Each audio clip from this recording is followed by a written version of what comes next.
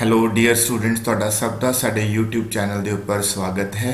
ਅੱਜ ਤੁਹਾਡੇ ਨਾਲ ਆਪਾਂ ਡਿਸਕਸ਼ਨ ਕਰਾਂਗੇ ਡਿਪਾਰਟਮੈਂਟਲ ਅੰਡਰਟੇਕਿੰਗ ਔਰ ਅਸੀਂ ਤੁਹਾਨੂੰ ਦੱਸ ਦਈਏ ਕਿ ਆਪਾਂ ਫਾਰਮਸ ਆਫ ਆਰਗੇਨਾਈਜੇਸ਼ਨ ਦੇ ਟੌਪਿਕ ਡਿਸਕਸ ਕਰ ਰਹੇ ਹਾਂ ਔਰ ਉਹਨਾਂ ਦੇ ਵਿੱਚ departmental undertaking one of the concept ਹੈ ਜੋ ਤੁਹਾਡੇ ਨਾਲ ਅੱਜ ਡਿਸਕਸ ਹੋਏਗਾ। ਤਾਂ ਸਟੂਡੈਂਟ, ਤੁਸੀਂ ਜਿਵੇਂ ਜਾਣਦੇ ਹੋ ਕਿ ਫਾਰਮਸ ਆਫ ਆਰਗੇਨਾਈਜੇਸ਼ਨ ਦੇ ਵਿੱਚ ਆਪਣਾ ਮੇਨਲੀ ਅਸੀਂ 3 ਪਾਰਟਸ ਦੇ ਵਿੱਚ ਡਿਵਾਈਡ ਕਰਦੇ ਹੈਗੇ ਆ। ਇੱਕ ਹੁੰਦਾ ਸਟੂਡੈਂਟਸ ਤੁਹਾਡੇ ਕੋਲੇ ਪ੍ਰਾਈਵੇਟ ਸੈਕਟਰ, ਠੀਕ ਹੈ ਜੀ, ਪ੍ਰਾਈਵੇਟ, ਔਰ ਇੱਕ ਹੁੰਦਾ ਪਬਲਿਕ ਔਰ ਇੱਕ ਹੁੰਦਾ ਜੁਆਇੰਟ ਸੈਕਟਰ, ਠੀਕ ਹੈ ਜੀ। ਅੱਜ ਤੁਹਾਡੇ ਨਾਲ ਸਟੂਡੈਂਟਸ ਅਸੀਂ ਜਿਹੜਾ ਪਬਲਿਕ ਸੈਕਟਰ ਹੈ ਨਾ ਉਸ ਦੇ ਬਾਰੇ ਡਿਸਕਸ਼ਨ ਕਰਨੀ ਹੈ ਕਿ ਪਬਲਿਕ ਸੈਕਟਰ ਦੀਆਂ ਜਿਹੜੀਆਂ ਫਾਰਮਸ ਆਫ ਆਰਗੇਨਾਈਜੇਸ਼ਨ ਹੈ ਉਹ ਕਿਸ ਤਰ੍ਹਾਂ ਦੀਆਂ ਨੇ। ਤਾਂ ਜੋ ਪਬਲਿਕ ਇੰਟਰਪ੍ਰਾਈਜ਼ਸ ਹੁੰਦੇ ਜਾਂ ਪਬਲਿਕ ਸੈਕਟਰ ਹੈ ਉਹਦੇ ਵਿੱਚ ਜੋ ਉਹਨਾਂ ਦੀ ਆਰਗੇਨਾਈਜੇਸ਼ਨ ਹੈ ਉਹਨਾਂ ਦੇ ਵਿੱਚ ਇੱਕ ਆਉਂਦਾ ਹੈ ਡਿਪਾਰਟਮੈਂਟਲ ਅੰਡਰਟੇਕਿੰਗ, ਇੱਕ ਹੈ ਜੀ ਸਟੈਚੂਟਰੀ ਕਾਰਪੋਰੇਸ਼ਨਸ ਔਰ ਇੱਕ ਹੈ ਗਵਰਨਮੈਂਟ ਕੰਪਨੀ। ਤਾਂ ਹੁਣ ਅਸੀਂ ਇਸ ਲੈਕਚਰ ਦੇ ਵਿੱਚ ਤੁਹਾਡੇ ਨਾਲ ਡਿਪਾਰਟਮੈਂਟਲ ਅੰਡਰਟੇਕਿੰਗ ਬਾਰੇ ਡਿਸਕਸ਼ਨ ਕਰਾਂਗੇ। ਤਾਂ ਸਭ ਤੋਂ ਪਹਿਲਾਂ ਸਟੂਡੈਂਟਸ ਆਪਾਂ ਇਹਦਾ ਮੀਨਿੰਗ ਡਿਸਕਸ ਕਰੀਏ ਕਿ what is the meaning of departmental undertaking. ਤਾਂ ਦੇਖੋ, ਇਹ ਡਿਪਾਰਟਮੈਂਟਲ ਅੰਡਰਟੇਕਿੰਗ ਇੱਕ ਸਭ ਤੋਂ ਪੁਰਾਣਾ ਤੇ ਇੱਕ ਟ੍ਰੈਡੀਸ਼ਨਲ ਫਾਰਮ ਹੈ ਪਬਲਿਕ ਇੰਟਰਪ੍ਰਾਈਜ਼ ਨੂੰ ਆਰਗੇਨਾਈਜ਼ ਕਰਨ ਦਾ। ਇਸ ਦੇ ਵਿੱਚ ਕਿਆ ਹੁੰਦਾ ਹੈ ਕਿ ਜਿਹੜੀਆਂ ਗਵਰਨਮੈਂਟ ਦੀਆਂ ਮਿਨਿਸਟਰੀਜ਼ ਹੁੰਦੀਆਂ ਨੇ, ਜਿਵੇਂ ਕਿ for example ministry of finance ਹੈ, ਮਿਨਿਸਟਰੀ ਆਫ ਡਿਫੈਂਸ ਹੈ, ਤਾਂ ਜਦੋਂ ਗਵਰਨਮੈਂਟ ਆਪਣੇ ਜਿਹੜੇ ਫੰਕਸ਼ਨਸ ਪਰਫਾਰਮ ਕਰਨੇ ਹੁੰਦੇ ਆ ਤਾਂ ਉਹ ਫੰਕਸ਼ਨਸ ਨੂੰ ਉਹ ਮਿਨਿਸਟਰੀਜ਼ ਦੇ ਥਰੂ ਪਰਫਾਰਮ ਕਰਦੀ ਹੈ। ਜੋ ਗਵਰਨਮੈਂਟ ਦੀ ਨੈਚੁਰਲੀ ਪਾਲਿਸੀਜ਼ ਹੈਗੀਆਂ ਨੇ ਜਾਂ ਜੋ ਵੀ ਗਵਰਨਮੈਂਟ ਦੀ ਰਿਗਾਰਡਿੰਗ ਨੇਸ਼ਨ ਕੋਈ ਵੀ ਮਤਲਬ ਪਾਲਿਸੀ ਆ ਤਾਂ ਉਹ ਕਿਸੇ ਪਰਟੀਕੂਲਰ ਮਿਨਿਸਟਰੀ ਦੇ ਥਰੂ ਹੀ ਇੰਪਲੀਮੈਂਟ ਹੁੰਦੀ ਆ। ਫੋਰ ਐਗਜ਼ਾਮਪਲ ਜਿਵੇਂ ਐਗਰੀਕਲਚਰ ਨਾਲ ਰਿਲੇਟਡ ਹੋਊਗਾ ਤਾਂ ਮਿਨਿਸਟਰੀ ਆਫ ਐਗਰੀਕਲਚਰ ਹੋਊਗਾ, ਤੇ ਜੇ ਇੰਡਸਟਰੀ ਨਾਲ ਰਿਲੇਟਡ ਹੋਊਗਾ ਤਾਂ ਜਿਹੜੀ ਇੰਡਸਟਰੀ ਨਾਲ ਰਿਲੇਟਡ ਮਿਨਿਸਟਰੀ ਹੈ ਉਸ ਦੇ ਨਾਲ ਹੋਏਗਾ, ਤੇ ਜੇ ਕੋਈ ਫਾਈਨਾਂਸ ਦਾ ਮੈਟਰ ਹੈ ਤਾਂ ਮਿਨਿਸਟਰੀ ਆਫ ਫਾਈਨਾਂਸ ਦੇ ਨਾਲ ਰਿਲੇਟਡ ਹੋਏਗਾ। ਤਾਂ ਸਟੂਡੈਂਟਸ ਕਿਆ ਹੁੰਦਾ ਕਿ ਗਵਰਨਮੈਂਟ ਸਭ ਤੋਂ ਪਹਿਲਾਂ ਮਤਲਬ ਆਪਣੇ ਜਿਹੜੇ ਮੇਜਰ ਏਰੀਆਜ਼ ਹੁੰਦੇ ਆ ਉਹਨੂੰ ਡਿਵਾਈਡ ਕਰਦੀ ਆ ਔਰ ਉਹਨਾਂ ਮੇਜਰ ਏਰੀਆਜ਼ ਦੇ ਹਿਸਾਬ ਨਾਲ ਆਪਣੀਆਂ ਮਿਨਿਸਟਰੀਜ਼ ਬਣਾਉਂਦੀ ਆ, ਯਾਨੀ ਕਿ ਮਿਨਿਸਟਰੀ ਇੱਕ ਬਹੁਤ ਵੱਡੀ ਡਿਵੀਜ਼ਨ ਆ, ਠੀਕ ਹੈ ਜੀ। ਤਾਂ ਫਿਰ ਮਿਨਿਸਟਰੀ ਜਿਵੇਂ ਮੰਨ ਲਓ ਸਪੋਜ਼ ਆਪਾਂ ਐਗਜ਼ਾਮਪਲ ਲੈ ਲਈਏ ਕਿ ਮਿਨਿਸਟਰੀ ਆਫ ਫਾਈਨਾਂਸ ਆ, ਠੀਕ ਹੈ ਜੀ। ਤਾਂ ਮਿਨਿਸਟਰੀ ਆਫ ਫਾਈਨਾਂਸ ਮੰਨ ਲਓ ਆਪਾਂ ਗੱਲ ਕਰ ਲੈਂਦੇ ਹਾਂ ਕਿ ਇੱਕ ਮਿਨਿਸਟਰੀ ਆਫ ਫਾਈਨਾਂਸ ਹੈ ਸਾਡੇ ਕੋਲ, ਠੀਕ ਹੈ ਸਟੂਡੈਂਟਸ। ਤਾਂ ਇੱਕ ਮੇਜਰ ਡਿਵੀਜ਼ਨ ਹੋ ਗਈ। ਹੁਣ ਫਾਈਨਾਂਸ ਦੇ ਅੰਦਰ ਵੀ ਬਹੁਤ ਸਾਰੇ ਕੰਮ ਹੁੰਦੇ ਆ, ਤਾਂ ਜਿਹੜੀਆਂ ਇਹਦੇ ਅੰਦਰ ਸਬ ਡਿਵੀਜ਼ਨਸ ਬਣਦੀਆਂ ਨੇ ਫਾਈਨਾਂਸ ਦੇ ਅੰਦਰ, ਠੀਕ ਹੈ, ਉਹਨਾਂ ਨੂੰ ਡਿਪਾਰਟਮੈਂਟਸ ਬੋਲਦੇ ਆ। ਯਾਨੀ ਕਿ ਵੈਰੀ ਸਿੰਪਲ ਲੈਂਗੁਏਜ 'ਚ ਜਿਹੜੇ ਡਿਪਾਰਟਮੈਂਟਸ ਨੇ ਉਹ ਬੇਸਿਕਲੀ ਜਿਹੜੀ ਤੁਹਾਡੀ ਗਵਰਨਮੈਂਟ ਦੀਆਂ ਮਿਨਿਸਟਰੀਜ਼ ਨੇ ਉਹਨਾਂ ਦੀ ਫਰਦਰ ਜਿਹੜੀ ਡਿਵੀਜ਼ਨ ਕੀਤੀ ਜਾਂਦੀ ਹੈ ਜਿਹਦੇ ਥਰੂ ਐਕਚੁਅਲ ਦੇ ਵਿੱਚ ਉਹ ਆਪਣਾ ਕੰਮ ਕਰ ਪਾਉਂਦੇ ਨੇ, ਉਹਨੂੰ ਆਪਾਂ ਡਿਪਾਰਟਮੈਂਟਸ ਕਹਿ ਦਿੰਦੇ ਆ, ਠੀਕ ਹੈ ਜੀ।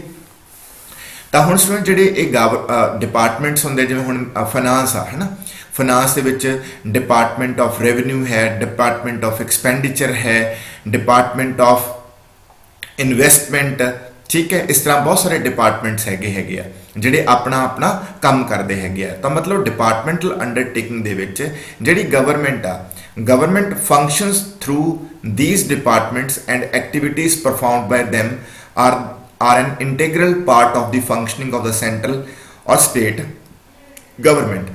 यानी कि गवर्नमेंट ने जो भी फंक्शन करना हैगा ਤਾਂ ਜੋ ਵੀ ਗਵਰਨਮੈਂਟ ਦੇ ਮਤਲਬ ਕਿ ਐਕਟੀਵਿਟੀਜ਼ ਹੈਗੀਆਂ ਉਹ ਇਹਨਾਂ ਡਿਪਾਰਟਮੈਂਟ ਦੇ ਥਰੂ ਮਤਲਬ ਕਿ ਉਹ ਇੰਪਲੀਮੈਂਟ ਕਰਦੀ ਆ, ਮਤਲਬ ਜਨਤਾ ਨਾਲ ਇਹਨਾਂ ਦੇ ਥਰੂ ਡੀਲ ਕਰਦੀ ਹੈ, ਠੀਕ ਹੈ। ਐਗਜ਼ਾਮਪਲ ਦੇ ਤੌਰ ਤੇ ਅਸੀਂ ਤੁਹਾਡੇ ਨਾਲ ਜਿਵੇਂ ਪੋਸਟ ਐਂਡ ਟੈਲੀਗ੍ਰਾਫ ਡਿਪਾਰਟਮੈਂਟ ਹੈ, ਰੇਲਵੇ ਡਿਪਾਰਟਮੈਂਟ, ਇਹਨਾਂ ਦੀ ਐਗਜ਼ਾਮਪਲ ਲਈ ਹੋਈ ਹੈ। ਤਾਂ ਹੁਣ ਸਟੂਡੈਂਟਸ ਇਹਨਾਂ ਦੀ ਫਰਦਰ ਜਿਹੜੀ ਕਲੈਰਿਟੀ ਲੈਣ ਵਾਸਤੇ ਹੈ ਨਾ ਕਿ ਡਿਪਾਰਟਮੈਂਟਲ ਅੰਡਰਟੇਕਿੰਗਸ ਕਿਸ ਤਰ੍ਹਾਂ ਕੰਮ ਕਰਦੀਆਂ ਨੇ, ਇਹਨਾਂ ਨੂੰ ਪੈਸਾ ਕਿੱਥੋਂ ਆਉਂਦਾ, ਹੈ ਨਾ, ਇਹਨਾਂ ਦੇ EMPLOYEES ਕਿਸ ਤਰ੍ਹਾਂ ਸਿਲੈਕਟ ਹੁੰਦੇ ਨੇ, ਤਾਂ ਉਹ ਸਾਰੀ ਡਿਸਕਸ਼ਨ ਜਿਹੜੀ ਹੈਗੀ ਹੈ ਉਹ ਮੈਂ ਇਹਨਾਂ ਦੀਆਂ ਫੀਚਰਸ ਦੇ ਵਿੱਚ ਡਿਸਕਸ਼ਨ ਦੇ ਵਿੱਚ ਲੈ ਕੇ ਆਊਂਗਾ। ਤਾਂ ਸਟੂਡੈਂਟਸ ਫੀਚਰ ਸਟਾਰਟ ਕਰਦੇ ਹਾਂ। ਤਾਂ ਸਭ ਤੋਂ ਪਹਿਲਾਂ ਜਿਵੇਂ ਆਪਾਂ ਡਿਸਕਸ਼ਨ ਕਰੀਏ ਕਿ ਜਿਹੜੇ ਤੁਹਾਡੇ ਡਿਪਾਰਟਮੈਂਟਲ ਅੰਡਰਟੇਕਿੰਗਸ ਆ ਇਹਨਾਂ ਦੀ ਜੋ ਫੰਡਿੰਗ ਹੁੰਦੀ ਹੈ, ਜੋ ਇਹਨਾਂ ਦੀ ਫੰਡਿੰਗ ਜੋ ਹੈ ਉਹ ਗਵਰਨਮੈਂਟ ਟ੍ਰੈਜਰੀ ਦੇ ਥਰੂ ਆਉਂਦੀ ਹੈ। ਗਵਰਨਮੈਂਟ ਟ੍ਰੈਜਰੀ ਮਤਲਬ ਸਰਕਾਰੀ ਖਜ਼ਾਨੇ 'ਚੋਂ, ਠੀਕ ਹੈ। ਔਰ ਜਿਹੜੀ ਗਵਰਨਮੈਂਟ ਹੁੰਦੀ ਹੈ ਉਹ ਇਹਨਾਂ ਨੂੰ ਜੋ ਵੀ ਫੰਡ ਜਾਰੀ ਕਰੇਗੀ ਉਹ ਥਰੂ ਬਜਟ ਕਰੇਗੀ, ਯਾਨੀ ਕਿ ਬਜਟ ਦੇ ਵਿੱਚ ਇਹਨਾਂ ਡਿਪਾਰਟਮੈਂਟਸ ਦੇ ਲਈ ਫੰਡਸ ਦੀ ਪ੍ਰੋਵੀਜ਼ਨ ਰੱਖੀ ਜਾਂਦੀ ਹੈ ਔਰ ਉਹ ਬਜਟ ਦੇ ਵਿੱਚ ਅਪਰੂਵ ਹੁੰਦੀ ਹੈ। ਜਦੋਂ ਵੀ ਫਾਈਨਲ ਬਜਟ ਗਵਰਨਮੈਂਟ ਪਾਰਲੀਮੈਂਟ ਸਾਹਮਣੇ ਪੇਸ਼ ਕਰਦੀ ਹੈ ਤਾਂ ਉਹਦੇ ਥਰੂ ਹੀ ਇਹਨਾਂ ਡਿਪਾਰਟਮੈਂਟਸ ਨੂੰ ਆਪਣੇ ਬਜਟ ਮਿਲਦੇ ਆ, ਆਪਣੀਆਂ ਫੰਡਿੰਗਸ ਮਿਲਦੀਆਂ ਹੈਗੀਆਂ ਨੇ। ਤਾਂ ਕਿਉਂਕਿ ਇਹ ਸਟੂਡੈਂਟ ਜਿਹੜੇ ਹੈਗੇ ਆ ਮਤਲਬ ਕਿ direct under the control of government ਕੰਮ ਕਰਦੇ ਆ, ਅੰਡਰ ਗਵਰਨਮੈਂਟ ਦੀਆਂ ਜਿਹੜੀਆਂ ਮਿਨਿਸਟਰੀਜ਼ ਹੈਗੀਆਂ ਨੇ ਉਹਨਾਂ ਦੇ ਅੰਡਰ ਕੰਮ ਕਰਦੇ ਆ, ਇਸ ਕਰਕੇ ਇਹਨਾਂ ਦੇ ਉੱਪਰ ਜਿਹੜੀ ਇਹਨਾਂ ਦੀ ਡਿਪਾਰਟਮੈਂਟਸ ਦੀ ਜਿਹੜੀ ਅਕਾਊਂਟਿੰਗ ਹੈਗੀ ਆ ਜਾਂ ਜਿਹੜੇ ਇਹਨਾਂ ਦੇ ਆਡਿਟ ਆ, ਜਿਹੜੇ ਖਾਤਿਆਂ ਦੀ ਚੈਕਿੰਗ ਹੈਗੀ ਆ, ਉਹ ਵੀ ਗਵਰਨਮੈਂਟ ਦੇ ਰੂਲਸ ਐਂਡ ਰੈਗੂਲੇਸ਼ਨ ਦੇ ਹਿਸਾਬ ਨਾਲ ਹੁੰਦੀ ਹੈ। ਠੀਕ ਹੈ ਜੀ। ਤਾਂ ਉਸ ਤੋਂ ਬਾਅਦ ਸਟੂਡੈਂਟਸ ਜਿਹੜੇ ਇਹਨਾਂ ਦੇ ਇੰਪਲਾਈਜ਼ ਹੁੰਦੇ ਨੇ ਜੋ ਡਿਪਾਰਟਮੈਂਟਲ ਠੀਕ ਹੈ ਅੰਡਰਟੇਕਿੰਗਸ ਦੇ ਇੰਪਲਾਈਜ਼ ਨੇ, ਡਿਪਾਰਟਮੈਂਟਲ ਅੰਡਰਟੇਕਿੰਗ ਜਿਹੜੇ ਇੰਪਲਾਈਜ਼ ਨੇ ਉਹ ਗਵਰਨਮੈਂਟ ਦੇ ਸਰਵੈਂਟਸ ਹੁੰਦੇ ਆ। ਠੀਕ ਹੈ ਜੀ। ਔਰ ਉਹਨਾਂ ਨੂੰ ਗਵਰਨਮੈਂਟ ਦੇ ਥਰੂ ਹੀ ਮਤਲਬ ਸਿਲੈਕਟ ਕੀਤਾ ਜਾਂਦਾ, ਰਿਕਰੂਟ ਕੀਤਾ ਜਾਂਦਾ। ਠੀਕ ਹੈ ਜੀ। ਔਰ ਜਿਹੜੇ ਉਹਨਾਂ ਦੀ ਸਿਲੈਕਸ਼ਨ ਜਾਂ ਰਿਕਰੂਟਮੈਂਟ ਹੈ ਉਹ ਐਜ਼ ਪਰ ਦੀ ਰੂਲਸ, ਐਜ਼ ਪਰ ਦੀ ਜਿਹੜੀ service rules of the government ਆ ਉਹਦੇ ਅਕੋਰਡਿੰਗ ਹੁੰਦੀ ਹੈ। ਇਹਨਾਂ ਨੂੰ ਜੋ ਸੈਲਰੀ ਮਿਲੇਗੀ ਉਹ ਐਜ਼ ਪਰ ਦਾ ਗਵਰਨਮੈਂਟ ਨੋਰਮਸ, ਯਾਨੀ ਕਿ ਜੋ ਗਵਰਨਮੈਂਟ ਦੇ ਠੀਕ ਹੈ ਰੂਲਸ ਹੈਗੇ ਨੇ, ਗਵਰਨਮੈਂਟ ਦੇ ਨੋਰਮਸ ਹੈਗੇ ਆ, ਠੀਕ ਹੈ, ਉਸ ਦੇ ਅਨੁਸਾਰ ਮਿਲਦੀ ਹੈਗੀ ਹੈ। ਤਾਂ ਹੁਣ ਸਟੂਡੈਂਟਸ ਇਹ ਜਿਵੇਂ ਤੁਹਾਨੂੰ ਦੱਸਿਆ ਹੀ ਹੈ ਕਿ ਜਿਹੜੇ ਡਿਪਾਰਟਮੈਂਟਸ ਉਹ ਬੇਸਿਕਲੀ ਕੀ ਹੈ ਕਿ ਗਵਰਨਮੈਂਟ ਜਦੋਂ ਆਪਣੇ ਕੰਮ ਕਰਦੀ ਆ ਹੈ ਨਾ ਤਾਂ ਉਹਨਾਂ ਕੰਮਾਂ ਨੂੰ ਦੇਖਣ ਵਾਸਤੇ ਅਲੱਗ-ਅਲੱਗ ਉਹ ਡਿਵੀਜ਼ਨਸ ਬਣਾਉਂਦੀ ਹੈ, ਏਰੀਆਜ਼ ਬਣਾਉਂਦੀ ਆ। ਜਿਵੇਂ ਮੰਨ ਲਓ ਸਪੋਜ਼ ਉਹਨੇ ਮਿਨਿਸਟਰੀਜ਼ ਬਣਾਤੀਆਂ ਕਿ ਡਿਫੈਂਸ ਦਾ ਕੰਮ ਦੇਖਣ ਵਾਸਤੇ ਮਿਨਿਸਟਰੀ ਆਫ ਡਿਫੈਂਸ ਹੈ, ਫਾਈਨਾਂਸ ਦਾ ਕੰਮ ਦੇਖਣ ਵਾਸਤੇ ਮਿਨਿਸਟਰੀ ਆਫ ਫਾਈਨਾਂਸ ਹੈ। ਠੀਕ ਹੈ ਜੀ। ਇਨ ਦਿਸ ਵੇ ਜਿਵੇਂ ਮਿਨਿਸਟਰੀ ਆਫ ਕਮਰਸ ਹੈ। ਠੀਕ ਹੈ ਜੀ।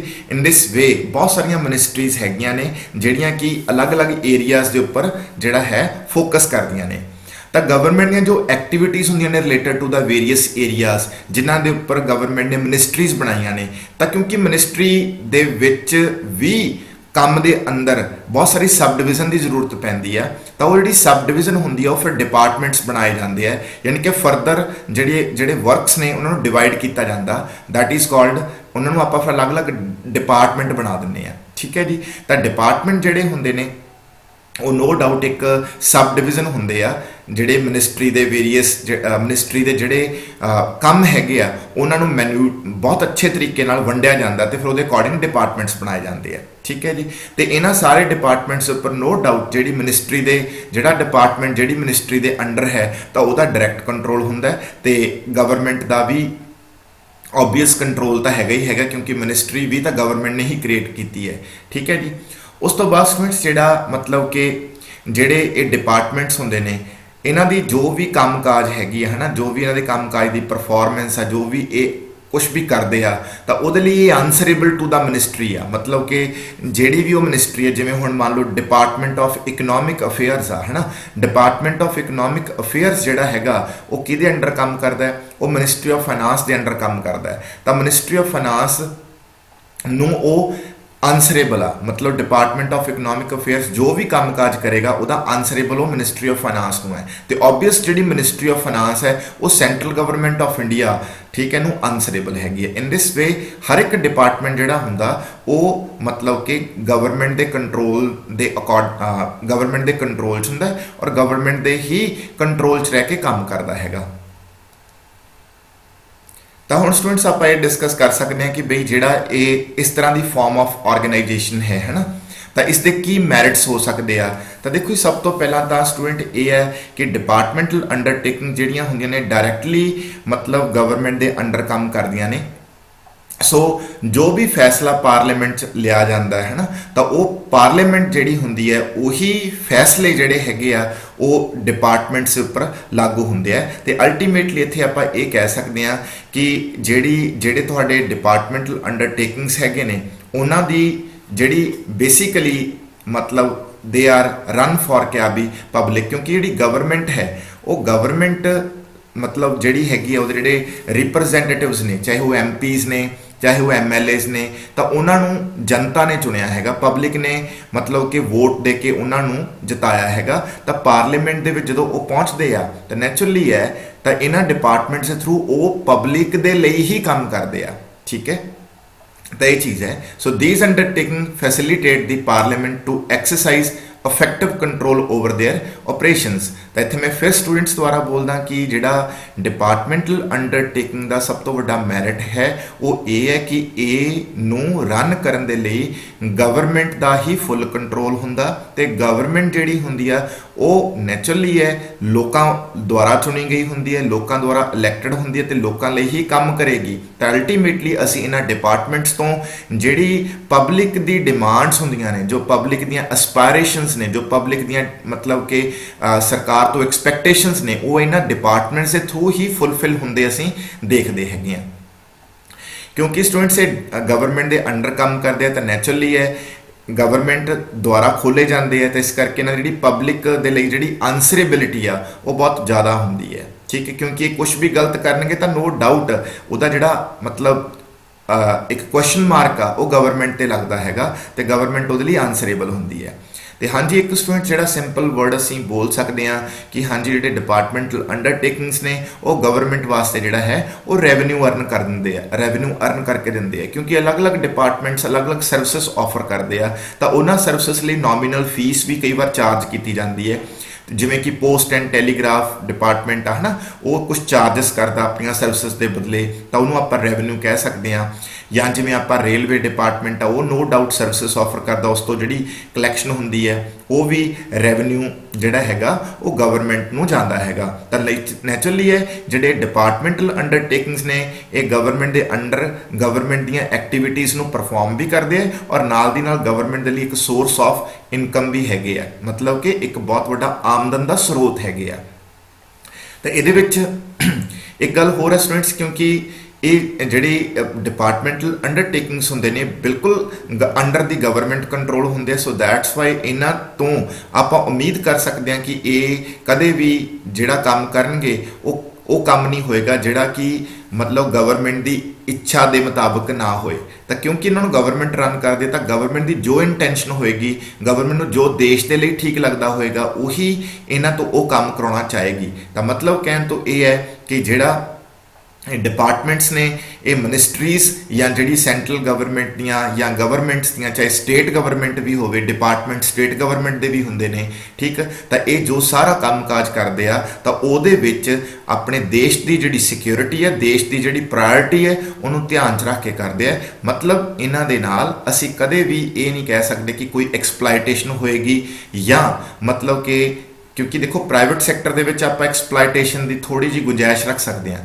ਕਿਉਂਕਿ ਪ੍ਰਾਈਵੇਟ ਸੈਕਟਰ ਪ੍ਰੋਫਿਟ ਮੋਟਿਵ ਵਾਸਤੇ ਕੰਮ ਕਰਦਾ ਹੈ, ਕਿਉਂਕਿ ਇੱਥੇ ਉਹ ਗੁੰਜਾਇਸ਼ ਨਹੀਂ ਹੈ। ਕਿਉਂਕਿ ਇਹਨਾਂ ਨੂੰ ਰਨ ਕੌਣ ਕਰ ਰਿਹਾ? ਡਿਪਾਰਟਮੈਂਟ, ਸਰਕਾਰ ਰਨ ਕਰ ਰਹੀ ਹੈ। ਸਰਕਾਰ ਨੂੰ ਚੁਣਿਆ ਕਿਸ ਨੇ? ਇਲੈਕਟ ਕਿਸ ਨੇ ਕੀਤਾ? ਲੋਕਾਂ ਨੇ ਇਲੈਕਟ ਕੀਤਾ ਹੈ। ਅਗਰ ਮੰਨ ਲਓ ਇਹ ਡਿਪਾਰਟਮੈਂਟਸ ਗਲਤ ਕੰਮ ਕਰਨਗੇ ਤਾਂ ਨੋ ਡਾਊਟ ਇਹਨਾਂ ਨੂੰ ਅਸੀਂ ਜਿਹੜਾ ਹੈ ਕੁਐਸਚਨ ਕਰ ਸਕਦੇ ਹਾਂ। ਪਾਰਲੀਮੈਂਟ ਦੇ ਵਿੱਚ ਜਿਹੜੇ ਸਾਡੇ ਰਿਪਰੈਜ਼ੈਂਟੇਟਿਵਸ ਨੇ, ਚਾਹੇ ਉਹ MP ਨੇ ਚਾਹੇ MLA ਨੇ, ਉਹ ਇਹਨਾਂ ਦੀ ਵਰਕਿੰਗ ਨੂੰ ਲੈ ਕੇ ਨੈਚੁਰਲੀ ਆ ਕੁਐਸਚਨ ਕਰ ਸਕਦੇ ਆ। ਅਸੀਂ ਉਹਨਾਂ ਨੂੰ ਕਹਿ ਸਕਦੇ ਹਾਂ ਕਿ ਹਾਂਜੀ ਇਹਨਾਂ ਦੀ ਵਰਕਿੰਗ ਸਹੀ ਨਹੀਂ ਹੈ, ਇਸ ਕਰਕੇ ਇਹਨਾਂ ਦੀ ਜਿਹੜੀ ਸਟੂਡੈਂਟਸ ਆਪਾਂ ਕਹੀਏ ਕਿ ਨੈਸ਼ਨਲ ਸਿਕਿਉਰਿਟੀ ਦੇ ਪੁਆਇੰਟ ਆਫ ਵਿਊ ਤੋਂ, ਨੈਸ਼ਨਲ ਜਿਹੜੀਆਂ ਪ੍ਰਾਇੋਰਟੀਜ਼ ਦੇ ਪੁਆਇੰਟ ਆਫ ਵਿਊ, ਇਹਨਾਂ ਦੀ ਜਿਹੜੀ ਵਰਕਿੰਗ ਹੁੰਦੀ ਆ ਉਹ ਬੈਟਰ ਹੁੰਦੀ ਆ, ਕਿਉਂਕਿ ਇਹਨਾਂ ਦੇ ਉੱਪਰ ਸਰਕਾਰ ਦਾ ਕੰਟਰੋਲ ਹੁੰਦਾ। ਇਸ ਕਰਕੇ ਤਾਂ ਹੁਣ ਸਟੂਡੈਂਟਸ ਆਪਾਂ ਦੇ ਜਿਹੜੇ ਡੀਮੈਰਿਟਸ ਨੇ ਉਹ ਡਿਸਕਸ ਕਰਾਂਗੇ। ਤਾਂ ਡੀਮੈਰਿਟਸ ਦੇ ਵਿੱਚ ਸਟੂਡੈਂਟਸ ਬਹੁਤ ਕੁਛ ਆ ਜੋ ਮਤਲਬ ਕਿ ਆਪਾਂ ਡਿਸਕਸ ਕਰ ਸਕਦੇ ਹਾਂ, ਬਟ ਇੱਕ ਚੀਜ਼ ਮੈਂ ਬਿਲਕੁਲ ਕਲੈਰੀਫਾਈ ਕਰਦਾ ਕਿ ਦੇਖੋ ਸਟੂਡੈਂਟਸ ਜਿਹੜੇ ਇਹ ਡਿਪਾਰਟਮੈਂਟਸ ਬਣਾਏ ਜਾਂਦੇ ਆ ਹੈ ਨਾ, ਇਹਨਾਂ ਦੀ ਜੋ ਫਾਰਮੇਸ਼ਨ ਹੁੰਦੀ ਆ ਜਾਂ ਜੋ ਸਰਕਾਰ ਦੀ ਐਕਸਪੈਕਟੇਸ਼ਨ ਹੁੰਦੀ ਆ ਉਹ ਬਹੁਤ ਅੱਛੀ ਹੁੰਦੀ ਹੈ, ਠੀਕ।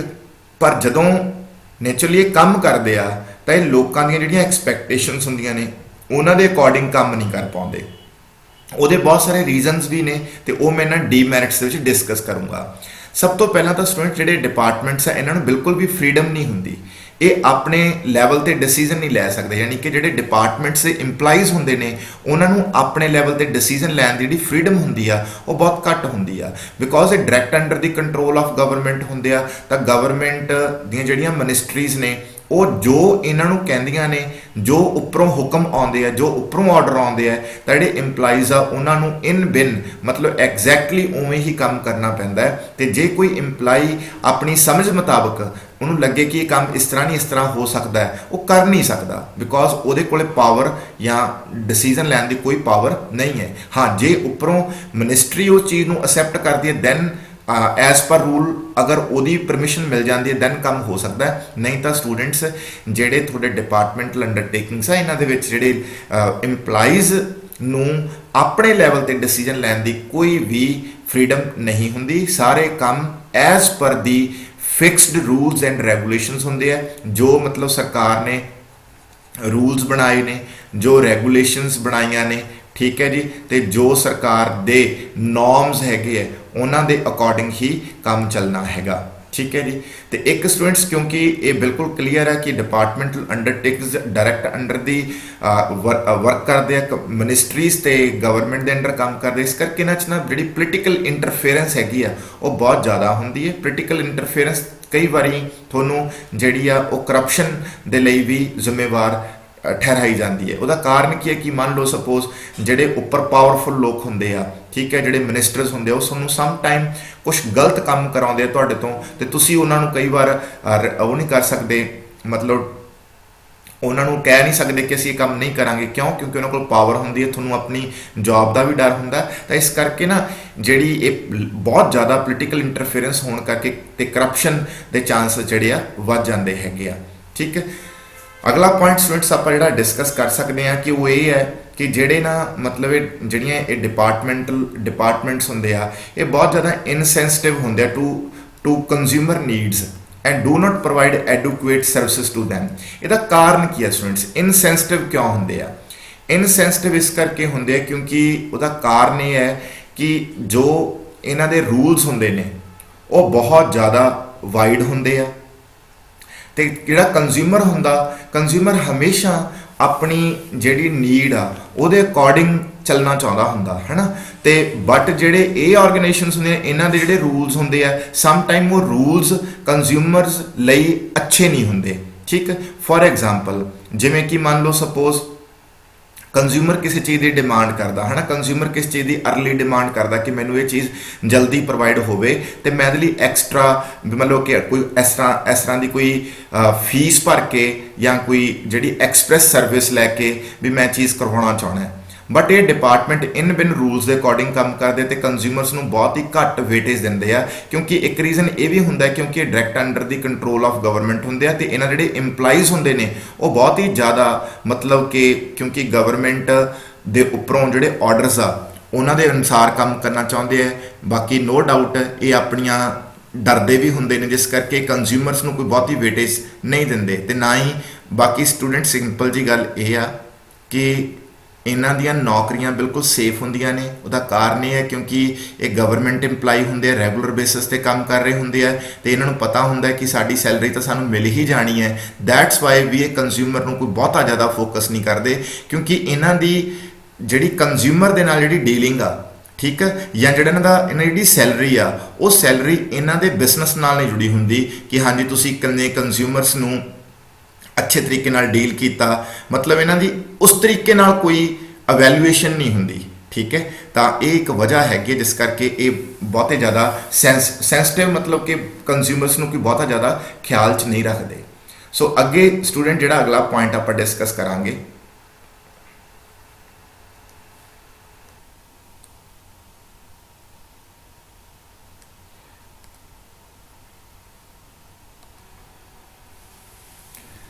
ਤਾਂ ਹਾਂਜੀ ਸਟੂਡੈਂਟਸ ਆਪਾਂ ਇਸ ਪੁਆਇੰਟ ਦੇ ਉੱਪਰ ਡਿਸਕਸ਼ਨ ਕਰਦੇ ਹਾਂ ਕਿ there is red tapeism in day-to-day operations and no actions can be taken unless it goes through the proper channels of authority।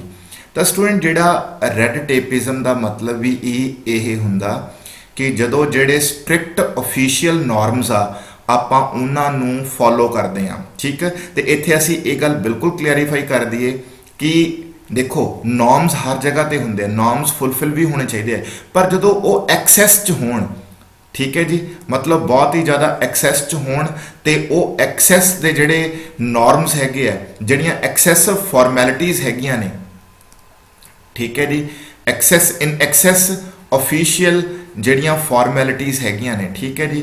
ਤਾਂ ਉਹਦੇ ਨਾਲ ਸਟੂਡੈਂਟਸ ਕੀ ਹੁੰਦਾ, ਉਹ ਐਕਸੈਸ ऑफिशियल फॉर्मैलिटीज़ ਨਾਲ ਡਿਲੇ ਹੁੰਦਾ, ਠੀਕ ਹੈ।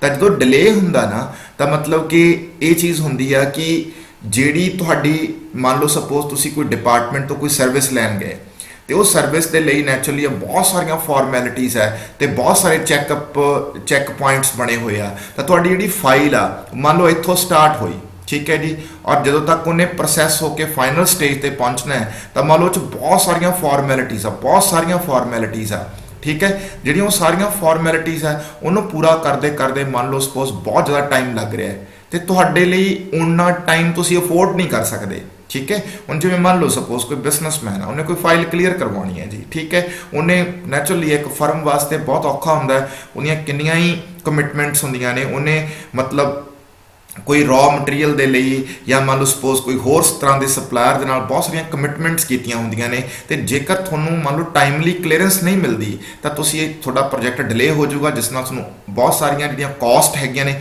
ਉਹ ਭੁਗਤਣੀਆਂ ਪੈਣਗੀਆਂ ਤੁਹਾਨੂੰ, ਮਤਲਬ ਕਿ ਉਹ ਪ੍ਰੋਜੈਕਟ ਡਿਲੇ ਹੋਣ ਦੇ ਜਿਹੜੇ ਜਿੰਨੇ ਵੀ ਨੁਕਸਾਨ ਆ ਉਹ ਉਠਾਉਣੇ ਪੈਣਗੇ, ਠੀਕ ਹੈ। ਔਰ ਇਹਦੇ ਨਾਲ ਸਟੂਡੈਂਟਸ ਇੱਕ ਚੀਜ਼ ਹੋਰ ਵੀ ਹੁੰਦੀ ਆ ਕਿ ਫਿਰ ਜਿਹੜੇ ਇਨਵੈਸਟਰਸ ਹੁੰਦੇ ਨੇ ਉਹ ਫਿਰ ਤੁਹਾਡੇ ਦੇਸ਼ ਦੇ ਇਹਨਾਂ ਐਕਸੈਸਿਵ ऑफिशियल फॉर्मैलिटीज़ ਤੋਂ ਤੰਗ ਆ ਕੇ ਕਿਤੇ ਹੋਰ ਇਨਵੈਸਟ ਕਰਨ ਵੀ ਚਲੇ ਜਾਂਦੇ ਆ, ਮਤਲਬ ਉਹ ਜਗ੍ਹਾ ਤੋਂ ਕਿਤੇ ਹੋਰ ਸ਼ਿਫਟ ਕਰ ਜਾਂਦੇ ਆ।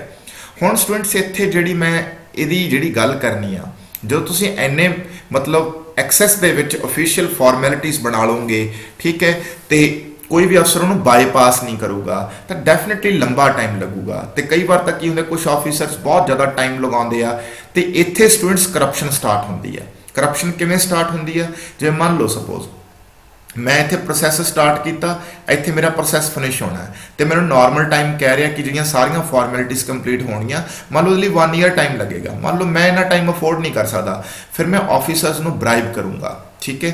ਮੈਂ ਉਹਨਾਂ ਨੂੰ ਕਹੂੰਗਾ ਕਿ ਦੇਖੋ ਮੇਰਾ ਟਾਈਮ ਕੰਮ ਛੇਤੀ ਕਰਾ ਦਿਓ। ਤਾਂ ਜਿਹੜੇ ਉਹ ਆਫਿਸਰਸ ਨੇ ਉਹ ਫਿਰ ਨੈਚੁਰਲੀ ਤੁਹਾਡੀ ਜਿਹੜੀ ਫਾਈਲ ਆ ਉਹਨੂੰ ਜਿਹੜੀਆਂ ਫਾਰਮੈਲਿਟੀਜ਼ ਆ ਉਹਨਾਂ ਚੋਂ ਛੇਤੀ ਮਤਲਬ ਟਪਾਈ ਜਾਣਗੇ ਤੇ ਤੁਹਾਡਾ ਕੰਮ ਜਿਹੜਾ ਉਹ ਜਲਦੀ ਕਰ ਦੇਣਗੇ। ਮੰਨ ਲਓ 2 ਮਹੀਨਿਆਂ 'ਚ ਕਰ ਦੇਣਗੇ, ਤੁਹਾਡੇ ਜਿਹੜੇ 10 ਮੰਥਸ ਆ ਉਹ ਬਚ ਜਾਣਗੇ। ਬਟ ਇੱਥੇ ਸਟੂਡੈਂਟਸ ਪ੍ਰੋਬਲਮ ਕੀ ਆ, ਪ੍ਰੋਬਲਮ ਇਹ ਹੈ ਸਟੂਡੈਂਟ ਜਦੋਂ ਮਤਲਬ ਕਿ ਆਫਿਸਰਸ ਨੂੰ ਪਤਾ ਲੱਗ ਗਿਆ ਕਿ ਸਾਡੇ ਕੋਲੇ ਫਾਈਲ ਆ, ਅਸੀਂ ਜਿੰਨਾ ਚਿਰ ਉਹਨੂੰ ਕਲੀਅਰ ਨਹੀਂ ਕਰਾਂਗੇ ਅੱਗੇ ਨਹੀਂ ਜਾਊਗੀ, ਫਿਰ ਅਗਲਾ ਕਲੀਅਰ ਨਹੀਂ ਕਰੂਗਾ ਤਾਂ ਹੋਰ ਅੱਗੇ ਨਹੀਂ ਜਾਊਗੀ, ਤਾਂ ਅਲਟੀਮੇਟਲੀ ਇਹਦੇ ਨਾਲ ਜਿਹੜਾ ਟਾਈਮ ਹੈ ਉਹ ਲੱਗੂਗਾ। ਜਿਹੜਾ ਬੰਦਾ ਫਾਈਲ ਲੈ ਕੇ ਆਇਆ ਸੀ, ਜਿਹੜਾ ਬੰਦਾ ਤੁਹਾਡੇ ਤੋਂ ਮਤਲਬ ਸਰਵਿਸ ਲੈਣ ਲਈ ਆਇਆ ਸੀ, ਉਹਨੂੰ ਟਾਈਮ ਲੱਗੂਗਾ ਤੇ ਉਹ ਬੰਦਾ ਆਟੋਮੈਟਿਕਲੀ ਉਸ ਟਾਈਮ ਨੂੰ ਬਚਾਉਣ ਲਈ ਤੁਹਾਡੇ ਕੋਲ ਅਪਰੋਚ ਕਰੂਗਾ ਤੇ ਤੁਸੀਂ ਉਸ ਜਿਹੜੀਆਂ ਫਾਰਮੈਲਿਟੀਜ਼ ਹੈਗੀਆਂ ਨੇ ਉਹਨਾਂ ਦੇ ਬੇਸਿਸ ਤੇ ਉਹਨਾਂ ਨੂੰ ਛੇਤੀ ਕਲੀਅਰ ਕਰਨ ਦੇ ਲਈ ਜਿਹੜੀ ਬ੍ਰਾਈਬ ਦੀ ਡਿਮਾਂਡ ਕਰਦੇ ਹੋ। ਨਹੀਂ ਤਾਂ ਤੁਸੀਂ ਅਨਨੈਸੈਸਰਲੀ ਫਾਈਲਸ ਨੂੰ ਰੋਕੀ ਜਾਓਗੇ ਜਿੰਨੀ ਦੇਰ ਤੱਕ ਉਸਨੂੰ ਬ੍ਰਾਈਬ ਨਹੀਂ ਕਰੂਗਾ।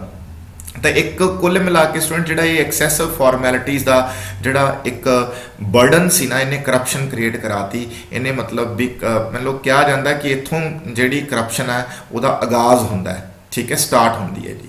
ਬਾਕੀ ਸਟੂਡੈਂਟਸ ਇਹ ਆ ਕਿ ਜਿਹੜੇ ਤੁਹਾਡੇ ਇਹ ਡਿਪਾਰਟਮੈਂਟਲ ਅੰਡਰਟੇਕਿੰਗਸ ਹੁੰਦੇ ਨੇ, ਇਹਨਾਂ ਕੋਲੇ ਮੈਂ ਪਹਿਲਾਂ ਹੀ ਕਲੀਅਰ ਕਰਤਾ ਕਿ ਇਹਨਾਂ ਕੋਲ ਨਾ ਡਿਸੀਜ਼ਨ ਲੈਣ ਦੇ ਲਈ ਫਰੀडम ਨਹੀਂ ਹੁੰਦੀ, ਸਾਰਾ ਕੁਝ ਉੱਪਰੋਂ ਹੀ ਆਉਂਦਾ। ਮਤਲਬ ਜੋ ਗਵਰਨਮੈਂਟ ਦੇ ਜਿਹੜੇ ਉੱਪਰੋਂ ਮਿਨਿਸਟਰੀਜ਼ ਨੇ ਜੋ ਫੈਸਲੇ ਲੈਂਦੀਆਂ ਨੇ ਉਵੇਂ ਹੀ ਕੰਮ ਕਰਨਾ ਹੁੰਦਾ। ਤਾਂ ਜਿਸ ਵਜ੍ਹਾ ਕਰਕੇ ਨਾ ਕਈ ਵਾਰੀ ਇਹਨਾਂ ਨੂੰ ਮਤਲਬ ਬਿਜ਼ਨਸ ਅਪਰਚੁਨਿਟੀਜ਼ ਦਾ ਇਹਨਾਂ ਤੋਂ ਫਾਇਦਾ ਵੀ ਨਹੀਂ ਲਿਆ ਜਾਂਦਾ, ਵੀ ਇਹ ਐਡਵਾਂਟੇਜ ਨਹੀਂ ਲੈ ਸਕਦੇ ਉਹਦਾ ਬਿਜ਼ਨਸ ਅਪਰਚੁਨਿਟੀਜ਼ ਦਾ, ਕਿਉਂਕਿ ਇਹ ਬਿਜ਼ਨਸ ਅਪਰਚੁਨਿਟੀਜ਼ ਨੂੰ ਮੰਨ ਲਓ ਸਮਝ ਲੈਂਦੇ ਆ, ਇਹਨਾਂ ਨੂੰ ਲੱਗਦਾ ਵੀ ਆਹ ਚੀਜ਼ ਹੋਣੀ ਚਾਹੀਦੀ ਹੈ। ਬਟ ਕਈ ਵਾਰ ਕੀ ਹੁੰਦਾ, ਉੱਪਰੋਂ ਉਹਦੀ ਉਹੀ ਨਹੀਂ ਮਿਲਦੀ, ਪਰਮਿਸ਼ਨ ਨਹੀਂ ਮਿਲਦੀ। ਤਾਂ ਪਰਮਿਸ਼ਨ ਮਿਲਦੇ ਕਈ ਵਾਰ ਇੰਨਾ ਟਾਈਮ ਲੱਗ ਜਾਂਦਾ ਹੈ ਕਿ ਉਹ ਬਿਜ਼ਨਸ ਅਪਰਚੁਨਿਟੀਜ਼ ਜਿਹੜੀਆਂ ਨੇ ਉਹ ਖਤਮ ਹੋ ਜਾਂਦੀਆਂ ਨੇ।